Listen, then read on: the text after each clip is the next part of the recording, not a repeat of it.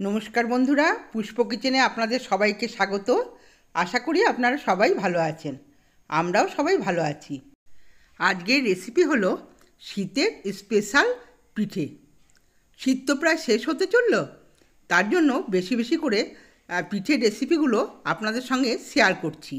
আপনারা দেখুন, আমার পাশে থাকুন। প্রথমেই নারকেলটাকে কুড়িয়ে নিলাম। এরপর একটা ডেকচিতে জল গরম বসিয়ে দিলাম আর দিয়ে দিলাম 1 চামচ লবণ। জলটা হালকা গরম হলে নামিয়ে নিলাম। এরপর একটা বোলের মধ্যে নিয়ে নিলাম 2 বাটি চালের গুঁড়ো। আপনাদের পরিমাণ মতো আপনারা নেবেন।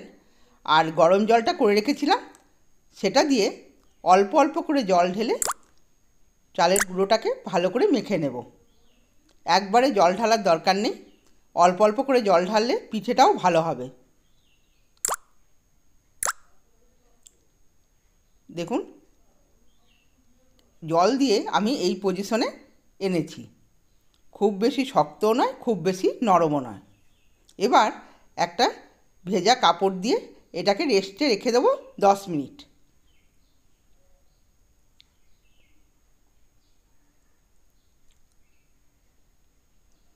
এবার দেখুন, খেজুরের পাটালি গুড় নিয়েছি। গুড়টা স্কেচারে করে ভালো করে আমি গ্রেট করে নেব। স্কেচারে গ্রেট করলে গুড়টা ভালো হয়। কত সুন্দর হয়েছে দেখুন।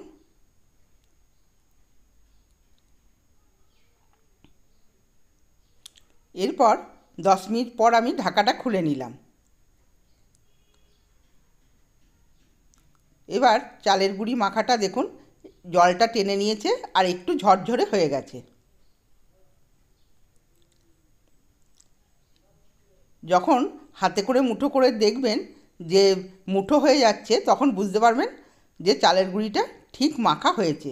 এরপর একটা চালনি নিয়ে আমি ভালো করে চালের গুঁড়োটা চেলে নিলাম।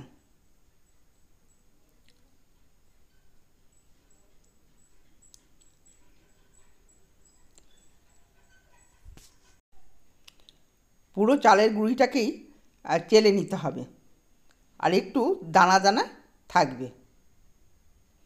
এরপর ডেকচিতে আমি হাফ ডেকচি জল গ্যাসে গরম বসিয়ে দিলাম। চালের গুঁড়োটা দেখুন কত সুন্দর ঝরঝরে হয়েছে, আর একটু দানা দানা ভাব আছে। এতে পিঠেটা খুব সুন্দর সুস্বাদু হবে।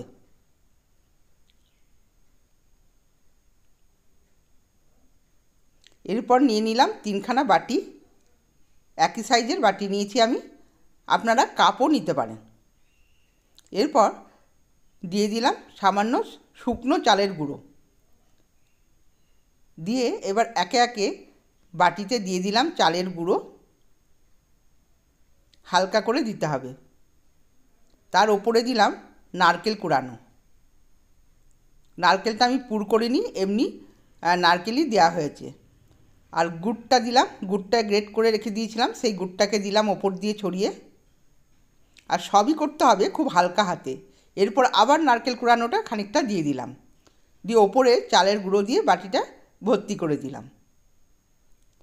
দেখুন আমি কত হালকা হাতে এটাকে করছি। বেশি চাপাচাপি করলে পিঠাটা ঠিক হবে না, ওই জন্য হালকা হালকা করে চাপ দিতে হবে।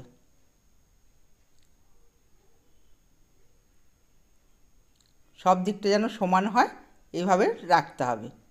এরপর একটা মাটা কাপড়কে আমি জলে ভালো করে ভিজিয়ে নিলাম।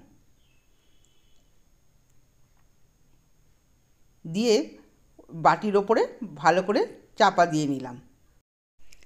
একটা ছাঁকনি নিয়ে ছাঁকনিটার ওপরে বাটিটাকে উল্টো করে দিয়ে দিলাম। দেখুন কিভাবে আমি দিচ্ছি, উল্টো করে দিলাম। জলটা আমার ফুটে গেছে। ছাঁকনিটা জলের ওপরে রেখে এবার আস্তে করে কাপড়টা সরিয়ে নিয়ে বাটিটাকে তুলে নেব।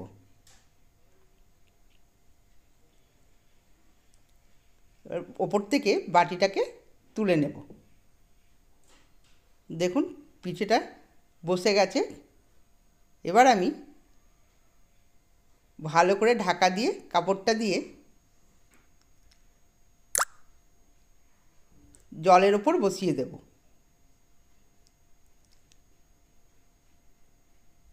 দিয়ে ওপর দিয়ে একটা চাপা দিয়ে দেব। ভাপে পিঠেটা সেদ্ধ হয়ে যাবে। 5 মিনিট আমি রাখবো, রেখে আবার নামিয়ে নেব। এরপর আপনাদের খুলে দেখাচ্ছি। দেখুন পিঠেটা কত সুন্দর সেদ্ধ হয়েছে। ছাঁকনিটা ধরে উল্টো করে থালায় ঢেলে দেব।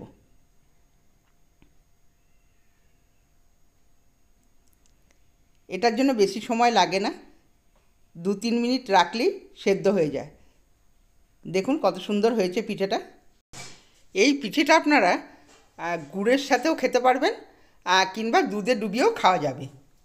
আর খেতেও খুব সুন্দর লাগবে। একটা কেটে আপনাদের দেখাচ্ছি। দেখুন কত নরম হয়েছে, নরম তুলতুলে, ভেতরটাও পুরো ফাঁপা হয়েছে। আমার ভিডিওটা যদি আপনাদের ভালো লাগে, লাইক করবেন, সাবস্ক্রাইব করবেন, আমার পাশে থাকবেন। ধন্যবাদ।